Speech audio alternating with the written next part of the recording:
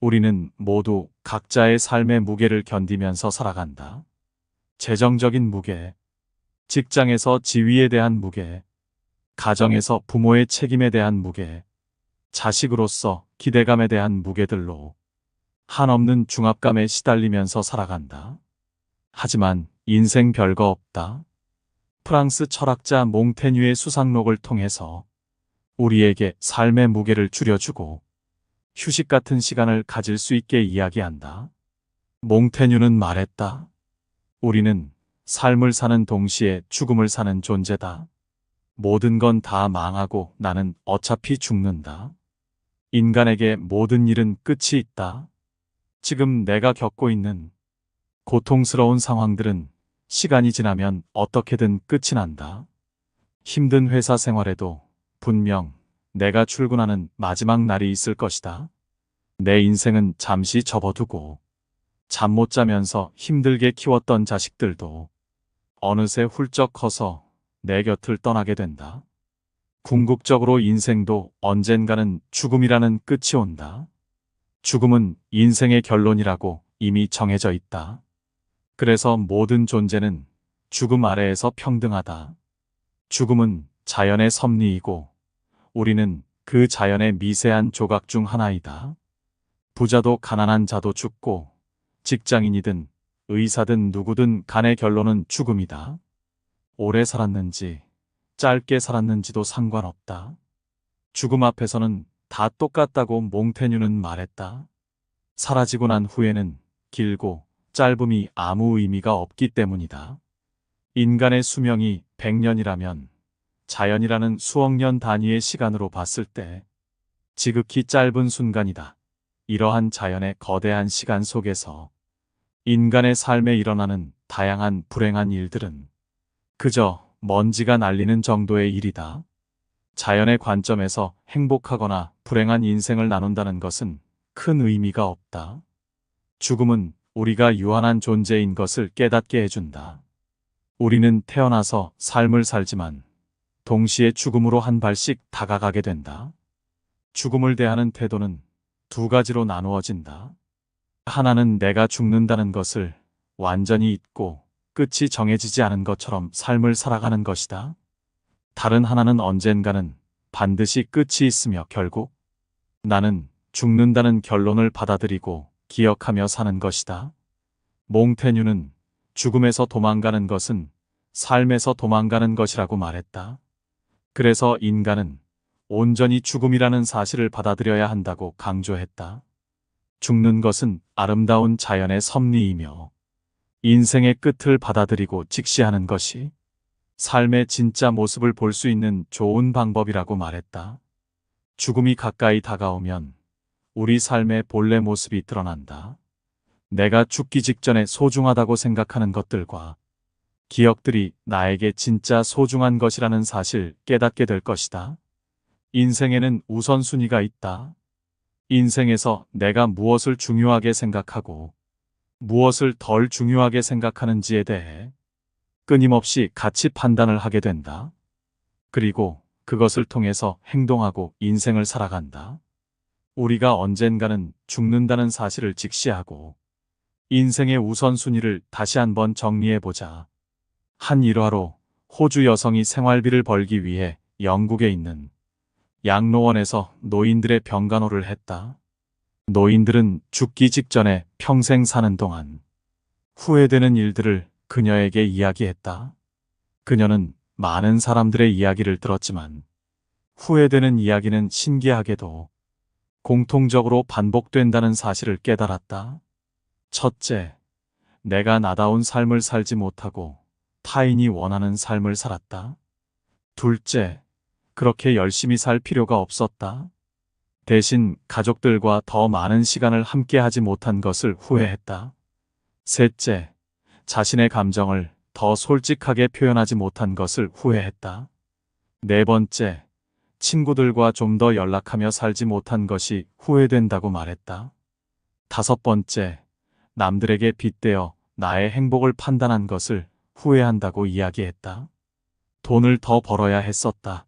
더 큰 집에서 살았어야 했었다와 같이 재물에 관련된 이야기를 한 사람은 아무도 없었다고 한다. 삶이 별거 없다는 것은 이러한 맥락에서 설명된다. 지금 우리가 중요하다고 생각하는 것들을 다시 재정립해 볼 필요가 있다. 나를 괴롭히고 삶을 더 무겁게 만드는 이슈들이나 상황들이 정말 나에게 있어 중요한 것인지 고민해 보아야 한다. 어쩌면 내가 생각했던 평범한 일상들이 나에게 있어 세상에서 가장 소중한 것들이었을 수 있다. 내가 죽기 전에 떠오르는 기억으로 가져가는 것들이기 때문이다. 지금 살고 있는 나의 평범한 삶이 사실은 위대한 삶이었다는 것을 발견하게 될 수도 있다. 결론적으로 나에게 고통을 주고 괴롭게 만드는 것들은 사실은 별게 아니다. 그 고통이 죽을 때 생각날 확률이 매우 낮다면 말이다. 그러면 몽테뉴는 좋은 삶에 대해서 어떻게 말하고 있을까? 몽테뉴는 죽음은 결론이자 결과는 되지만 삶의 목표는 아니라고 말했다. 죽음을 통해서 우리는 어떻게 살아야 할지 좀 더 나은 깨달음을 얻을 수 있는 것이다. 그리고 몽테뉴는 좋은 삶에 대해서 말했다. 춤을 추고 싶을 때는 춤만 춘다. 잠을 잘 때는 그냥 잠만 잔다. 산책을 하다가 다른 생각이 들면 그 생각을 걷어내고 다시 산책에 집중한다. 휴식을 취할 때는 온전히 휴식한다. 인간에게 있어 최고의 작품은 우리가 평범하게 사는 일상생활이다. 우리가 삶을 즐긴다는 것은 지금 이 순간을 온전히 누린다는 의미이다. 몽테뉴는 미래에 집중하는 것은 시간 낭비라고 말했다. 사람들은 아직 오지도 않는 미래에 대한 걱정에 빠져서 현재의 즐거움을 망치게 된다. 미래에 대해 근심하는 영혼은 불행하다고 표현했다. 우리가 지금 행복하지 않는 건 시시때때로 변하는 내면의 욕망 때문이다. 내가 얼마나 소유하고 있던 물질적으로 풍요로운가의 문제가 아니다. 하지만 인간은 이것을 깨닫지 못하고 항상 부족한 것만 보면서 불만족해 하다가 결국 불행해진다. 몽테뉴가 강조하는 것은 일상의 행복과 지금 나에게 주어진 시간들에 대해서 만족하는 태도이다. 이것은 내가 선택할 수 있다. 그래서 부유하던 그렇지 않던 스스로의 마음에 달려 내가 행복하다고 생각하면 행복한 것이고 불행하다고 생각하면 불행한 것이다. 워커홀릭인 대표에게 일주일 동안 일하지 말고 휴가를 다녀오라고 하면 행복하지 않고 불안해할 것이다. 휴식이 아니라 대표에게는 고문이 된다. 술주정뱅이에게는 금주가 고문이고 술을 못하는 사람에게 상사가 아랑곳하지 않고 술을 권하는 회식 자리는 세상에서 가장 불편한 시간이 된다. 각자의 상황과 맥락에 어떻게 의미를 부여하는가에 따라서 결과가 달라질 뿐이라고 몽테뉴는 말했다. 우리가 어떤 상황에 처해 있는지 중요한 것이 아니라 어떻게 그 상황을 해석하는지가 중요하다. 몽테뉴는 결코 쉽지 않은 환경과 사회에서 삶을 살았다.